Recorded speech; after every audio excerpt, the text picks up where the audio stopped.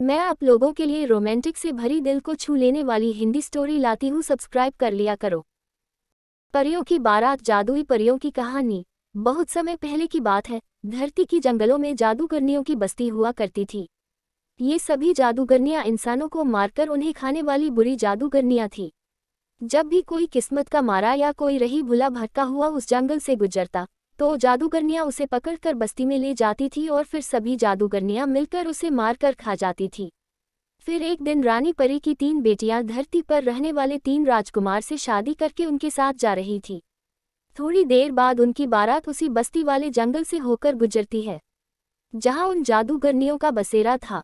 तभी पेड़ का डाली पर बैठी एक जादूगरनी परियों की जाती बारात को देख लेती है। इसके बाद वह बस्ती में जाकर बाकी सभी जादूगरनियों को इस बारात के बारे में बता देती है। इसकी बात सुनकर सभी जादूगरनियां बस्ती से निकलकर बारात का रास्ता रोक लेती है। इन सभी जादूगरनियों को देख रानी पारी की एक बेटी बोलती है, अरे अचानक से यहाँ इतनी सारी जादूगरनियां कहाँ से आ गई?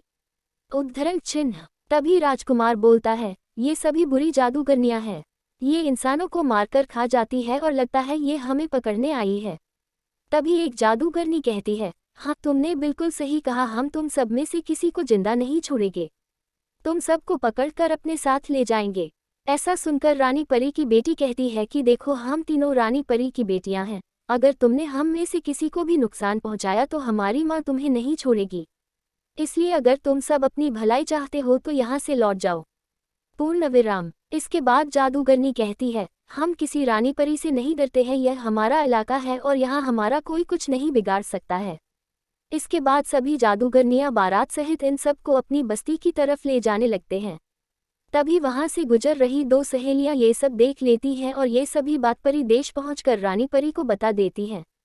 इसके बाद रानी परी अपनी जादुई कालीन पर सवार होती है और सीधा उड़ते हुए जादूगरनियों की बस्ती में पहुंच जाती है।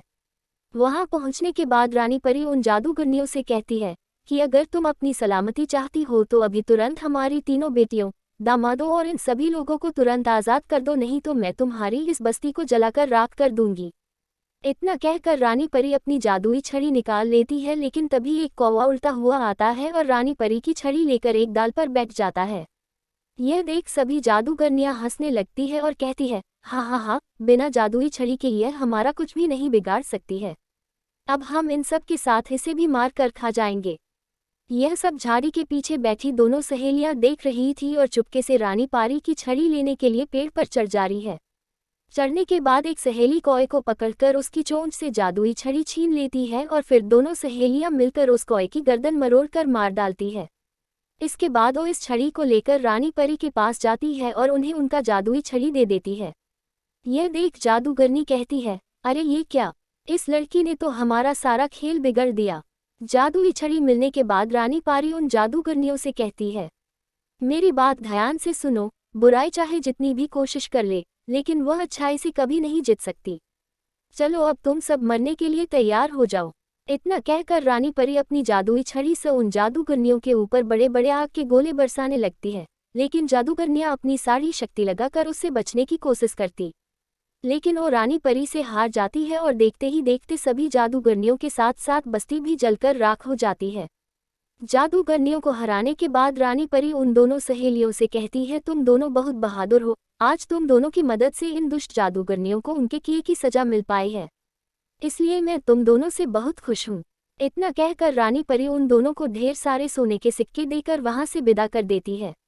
दूसरी तरफ रानी पारी की तीनों बेटियां भी हंसी खुशी अपने ससुराल वहाली जाती है।